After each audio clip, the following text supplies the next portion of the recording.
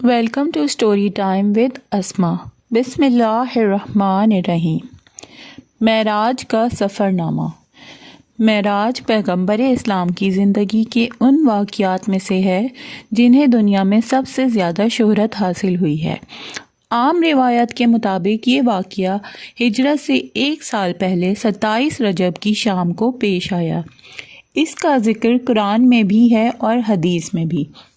قرآن یہ بتاتا ہے کہ معراج کس غرض کے لیے ہوئی تھی اور خدا نے اپنے رسول کو بلا کر کیا ہدایات دی تھی۔ حدیث یہ بتاتی ہے کہ معراج کس طرح ہوئی اور اس سفر میں کیا واقعات پیش آئے۔ اس واقعہ کی تفصیلات 28 ہمسر راویوں کے ذریعے ہم تک پہنچی ہے۔ 7 راوی وہ ہیں جو خود معراج کے زمانے میں موجود تھے اور 21 وہ جنہوں نے بعد میں نبی صلی اللہ علیہ وآلہ وسلم کی اپنی زبان مبارک سے اس کا قصہ سنا۔ مختلف روایتیں قصے کے مختلف پہلوؤں پر روشنی ڈالتی ہیں اور سب کو ملانے سے ایک ایسا سفر نامہ بن جاتا ہے جس سے زیادہ دلچسپ، معنی خیز اور نظر افروز سفر نامہ انسانی لٹریچر کی پوری تاریخ میں نہیں ملتا۔ حضرت محمد صلی اللہ علیہ وآلہ وسلم کو پیغمبری کے منصب پر سرفراز ہوئے 12 سال گزر چکے تھے۔ آپ صلی اللہ علیہ وسلم حرم کعبہ میں سو رہے تھے۔ یکایک جبریل علیہ السلام نے آ کر آپ کو جگایا، نیم خفتہ اور نیم بیدار حالت میں اٹھا کر آپ کو زمزم کے پاس لے گئے، سینہ چاک کیا، زمزم کے پانی سے اس کو دھویا، پھر اسے علم اور بردباری اور دانائی اور ایمان و یقین سے بھر دیا۔ اس کے بعد آپ صلی اللہ علیہ وسلم کی سواری کے لیے ایک جانور پیش کیا جس کا رنگ سفید اور قد خچر سے کچھ چھوٹا تھا، برق کی رفتار سے چلتا تھا اور اسی مناسبت سے اس کا نام براق تھا۔ پہلے انبیاء بھی اسی نوعیت کے سفر میں اسی سواری پر جایا کرتے تھے۔ جب آپ سوار ہونے لگے تو وہ چمکا۔ جبریل علیہ السلام نے تھپکی دی اور کہا، دیکھ کیا کرتا ہے، آج تک محمد صلی اللہ علیہ وسلم سے بڑی شخصیت کا کوئی انسان تجھ پر سوار نہیں ہوا ہے۔ پھر آپ اس پر سوار ہوئے اور جبریل آپ کے ساتھ چلے۔ پہلی منزل مدینہ کی تھی جہاں اتر کر آپ صلی اللہ علیہ وسلم نے نماز پڑھی۔ جبریل علیہ السلام نے کہا، اس جگہ آپ ہجرت کر کے آئیں گے۔ دوسری منزل طور سینا کی تھی جہاں خدا حضرت موسیٰ علیہ السلام سے ہم کلام ہوا۔ تیسری منزل بیت لحم کی تھی جہاں حضرت عیسیٰ علیہ السلام پیدا ہوئے۔ چوتھی منزل پر بیت المقدس تھا جہاں براق کا سفر ختم ہوا۔ اس سفر کے دوران میں ایک جگہ کسی پکارنے والے نے پکارا، ادھر آؤ۔ آپ صلی اللہ علیہ وسلم نے توجہ نہ کی۔ جبریل علیہ السلام نے بتایا، یہ یہودیت کی طرف بلا رہا تھا۔ دوسری طرف سے آواز آئی، ادھر آؤ۔ آپ صلی اللہ علیہ وسلم اس کی طرف بھی ملتفت نہ ہوئے۔ جبریل علیہ السلام نے کہا، یہ عیسائیت کا داعی تھا۔ پھر ایک عورت نہایت بنی سنوری نظر آئی اور اس نے اپنی طرف بلایا۔ آپ نے اس سے بھی نظر پھیر لی۔ جبریل علیہ السلام نے کہا، یہ دنیا تھی۔ پھر ایک بوڑھی عورت سامنے آئی۔ جبریل علیہ السلام نے کہا، دنیا کا عمر کا اندازہ اس کی عمر سے کر لیجئے۔ پھر ایک اور شخص ملا جس نے آپ کو اپنی طرف متوجہ کرنا چاہا مگر آپ اسے بھی چھوڑ کر آگے بڑھ گئے۔ جبریل علیہ السلام نے کہا، یہ شیطان تھا جو آپ کو راستے سے ہٹانا چاہتا تھا۔ بیت المقدس پہنچ کر آپ صلی اللہ علیہ وسلم براق سے اتر گئے اور اسی مقام پر اسے باندھ دیا جہاں پہلے انبیاء اسے باندھا کرتے تھے۔ ہیکل سلیمانی میں داخل ہوئے تو ان سب پیغمبروں کو موجود پایا جو ابتدائے آخر سے اس وقت تک اس دنیا میں پیدا ہوئے تھے۔ آپ صلی اللہ علیہ وسلم کے پہنچتے ہی نماز کے لیے صفیں بن گئیں۔ سب منتظر تھے کہ امامت کے لیے کون آگے بڑھتا ہے۔ جبریل علیہ السلام نے آپ کا ہاتھ پکڑ کے آگے بڑھا دیا اور آپ صلی اللہ علیہ وسلم نے سب کو نماز پڑھائی۔ پھر آپ صلی اللہ علیہ وسلم کے سامنے 3 پیالے پیش کیے گئے، ایک میں پانی، دوسرے میں دودھ، تیسرے میں شراب۔ آپ صلی اللہ علیہ وسلم نے دودھ کا پیالہ اٹھایا۔ جبریل علیہ السلام نے مبارکباد دی۔ کہ آپ فطرت کی راہ پا گئے۔ اس کے بعد ایک سیڑھی آپ کے سامنے پیش کی گئی اور جبریل علیہ السلام اس کے ذریعے سے آپ کو آسمان کی طرف لے چلے۔ عربی زبان میں سیڑھی کو معراج کہتے ہیں اور اسی مناسبت سے یہ سارا واقعہ معراج کے نام سے مشہور ہے۔ پہلے آسمان پر پہنچے تو دروازہ بند تھا۔ محافظ فرشتوں نے پوچھا کون آتا ہے؟ جبریل علیہ السلام نے اپنا نام بتایا۔ پوچھا تمہارے ساتھ کون ہے؟ جبریل علیہ السلام نے کہا محمد صلی اللہ علیہ وسلم۔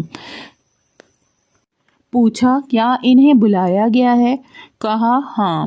تب دروازہ کھلا اور آپ صلی اللہ علیہ وسلم کا پراتفاق خیر مقدم کیا گیا۔ یہاں آپ صلی اللہ علیہ وسلم کا تعارف فرشتوں اور انسانی ارواح کی ان بڑی بڑی شخصیتوں سے ہوا جو اس مرحلے پر مقیم تھیں۔ ان میں نمایاں شخصیت ایک ایسے بزرگ کی تھی جو انسانی بناوٹ کا مکمل نمونہ تھی۔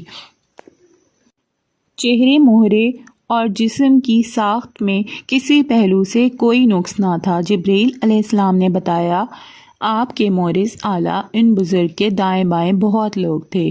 وہ دائیں جانب دیکھتے تو خوش ہوتے اور بائیں جانب دیکھتے تو روتے۔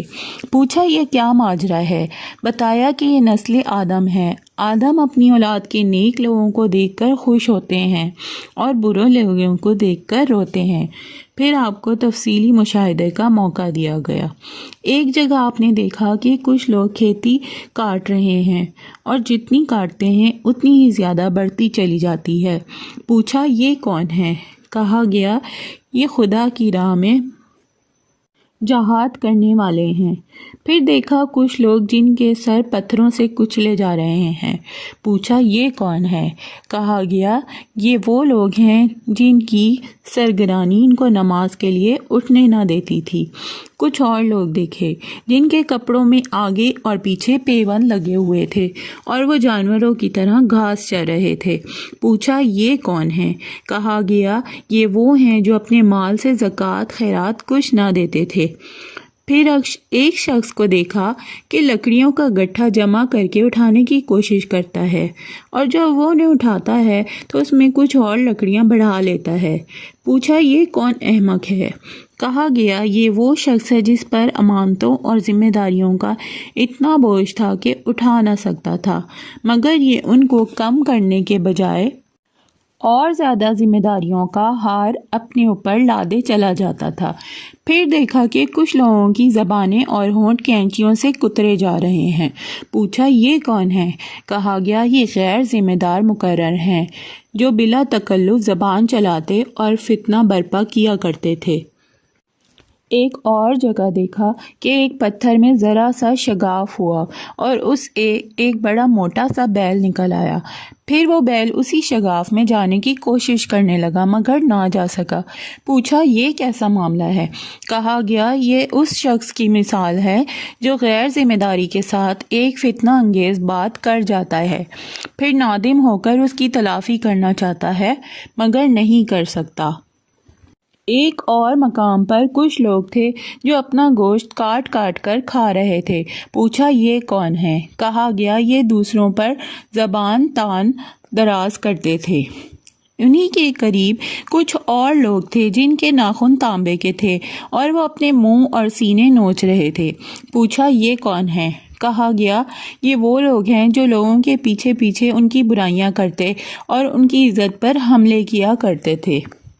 کچھ اور لوگ دیکھے جن کے ہونٹ اونٹوں کے مشابہ تھے اور وہ آگ کھا رہے تھے۔ پوچھا یہ کون ہے؟ کہا گیا یہ یتیموں کا مال ہضم کرتے تھے۔ پھر دیکھا کچھ لوگ ہیں ان کے پیٹ بے انتہا بڑے اور سانپوں سے بھرے ہوئے ہیں۔ آنے جانے والے لوگ ان کو رونتے ہوئے گزر جاتے ہیں مگر وہ اپنی جگہ سے ہل نہیں سکتے۔ پوچھا یہ کون ہے؟ کہا گیا یہ سود خور ہیں۔ پھر کچھ اور لوگ نظر آئے جن کے ایک جانب نفیس گوشت رکھا تھا اور دوسری جانب سڑا ہوا گوشت جس سے سخت بدبو آ رہی تھی۔ وہ اچھا گوشت چھوڑ کر سڑا ہوا گوشت کھا رہے تھے۔ پوچھا یہ کون ہے؟ کہا گیا یہ وہ مرد اور عورتیں ہیں جنہوں نے حلال بیویوں اور شوہروں کے ہوتے ہوئے حرام کام کیا اور اپنی خواہش نفس پوری کی۔ انہی مشاہدات کے سلسلے میں نبی صلی اللہ علیہ وسلم کی ملاقات ایک ایسے فرشتے سے ہوئی جو نہایت ترش روئی سے ملا۔ آپ صلی اللہ علیہ وسلم نے جبریل علیہ السلام سے پوچھا، اب تک جتنے فرشتے ملے تھے سب خندہ پیشانی اور بشاش چہروں کے ساتھ ملے، ان حضرت کی خوش مزاجی کا کیا سبب ہے؟ جبریل علیہ السلام نے کہا، اس کے پاس ہنسی کا کیا کام، یہ تو دوزخ کا داروغہ ہے۔ یہ سن کر آپ صلی اللہ علیہ وسلم نے دوزخ دیکھنے کی خواہش ظاہر کی۔ اس نے یکایک آپ کی نظر کے سامنے سے پردہ اٹھا دیا اور دوزخ اپنی تمام ہولناکیوں کے ساتھ نمودار ہو گئی۔ اس مرحلے سے گزر کر آپ صلی اللہ علیہ وسلم دوسرے آسمان پر پہنچے۔ یہاں کے اکابر میں دو نوجوان سب سے ممتاز تھے۔ تعارف پر معلوم ہوا یہ یحییٰ علیہ السلام اور عیسیٰ علیہ السلام ہیں۔ تیسرے آسمان پر آپ صلی اللہ علیہ وسلم کا تعارف ایک ایسے بزرگ سے کرایا گیا جن کا حسن عام انسانوں کے مقابلے میں ایسا تھا جیسے تاروں کے مقابلے میں چودھویں کا چاند۔ معلوم ہوا یہ یوسف علیہ السلام ہیں۔ چوتھے آسمان پر حضرت ادریس علیہ السلام، پانچویں پر حضرت ہارون علیہ السلام، چھٹے پر حضرت موسیٰ علیہ السلام آپ سے ملے۔ ساتویں آسمان پر پہنچے تو ایک عظیم الشان بیت المعمور دیکھا جہاں بے شمار فرشتے آتے اور جاتے تھے۔ اس کے پاس آپ صلی اللہ علیہ وسلم کی ملاقات ایک ایسے بزرگ سے ہوئی جو خود آپ صلی اللہ علیہ وسلم سے بہت مشابہ تھے۔ تعارف پر معلوم ہوا حضرت ابراہیم علیہ السلام ہیں۔ پھر مزید ارتقاء شروع ہوا یہاں تک کہ آپ سدرۃ المنتہا پہنچ گئے جو پیش گاہ رب العزت اور عالم خلق کے درمیان حد فاصل کی حیثیت رکھتا ہے۔ نیچے سے جانے والے یہاں رک جاتے ہیں اور اوپر سے حکام اور قوانین براہ راست یہاں آتے ہیں۔ اسی مقام کے قریب آپ کو جنت کا مشاہدہ کرایا گیا اور آپ صلی اللہ علیہ وسلم نے دیکھا کہ اللہ نے اپنے صالحہ بندوں کے لیے وہ کچھ مہیا کر رکھا ہے جو کسی آنکھ نے دیکھا، نہ کسی کان نے سنا اور نہ کسی ذہن میں اس کا تصور تک گزر سکا۔ سدرۃ المنتہا پر جبریل علیہ السلام ٹھہر گئے اور آپ صلی اللہ علیہ وسلم تنہا آگے بڑھے۔ ایک بلند ہموار سطح پر پہنچے تو بارگاہ جلال سامنے تھی۔ ہم کلامی کا شرف بخشا گیا۔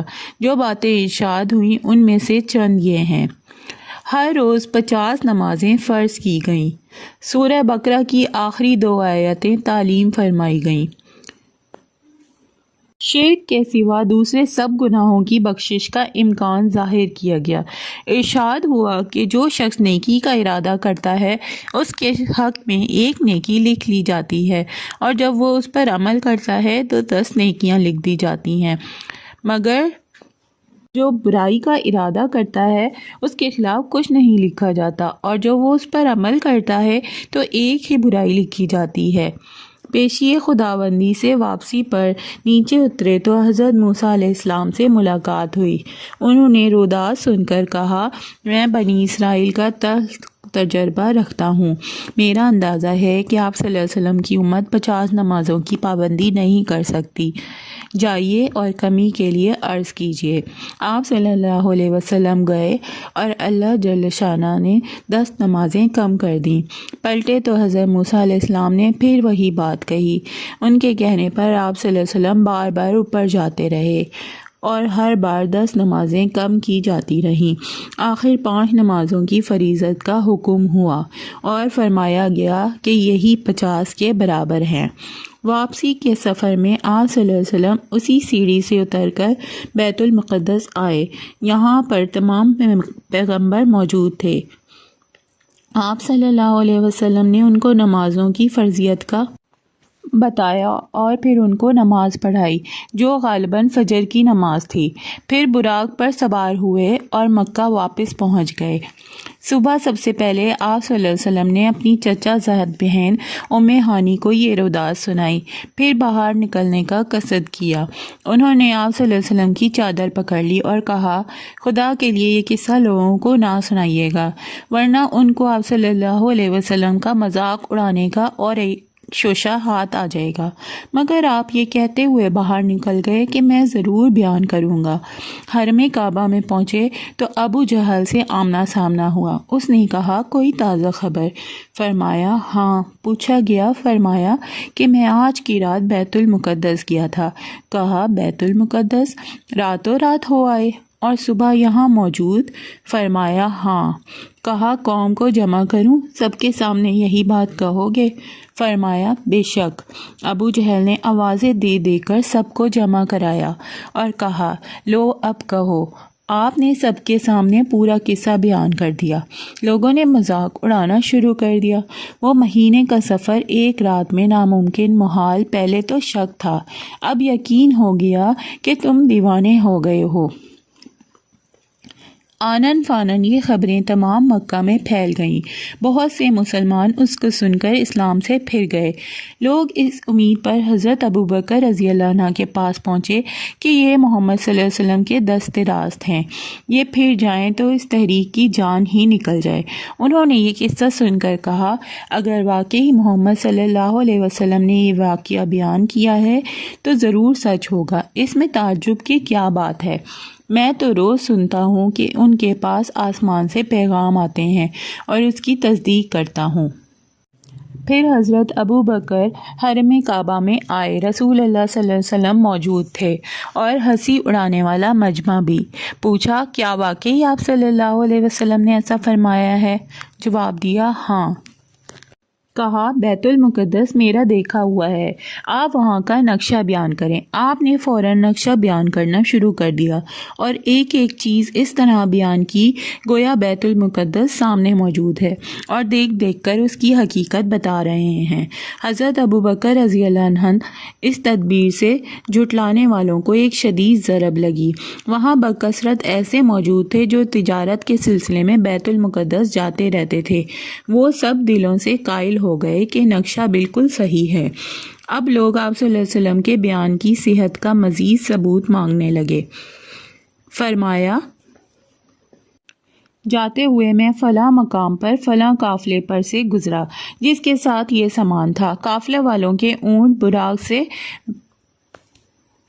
بھیڑ گئے، ایک اونٹ فلاں وادی کی طرف بھاگ نکلا، میں نے قافلے والوں کو اس کا پتہ دیا، واپسی میں فلاں وادی میں فلاں قافلے کا قافلہ مجھے ملا، سب لوگ سو رہے تھے، میں نے ان کے برتن سے پانی پیا اور اس بات کی علامت چھوڑ دی کہ اس سے پانی پیا گیا ہے۔ ایسے ہی کچھ اور اتے پتے آپ صلی اللہ علیہ وسلم نے دیے اور بعد میں آنے والے قافلوں سے ان کی تصدیق ہو گئی۔ اس طرح زبانیں بند ہو گئیں، مگر دل یہی سوچتے رہے کہ یہ کیسے ہو سکتا ہے۔ آج بھی بہت سے لوگ سوچ رہے ہیں کہ یہ کیسے ہوا۔ اگر آپ کو یہ واقعہ پسند آیا ہے تو please like, share and subscribe my channel. Thank you.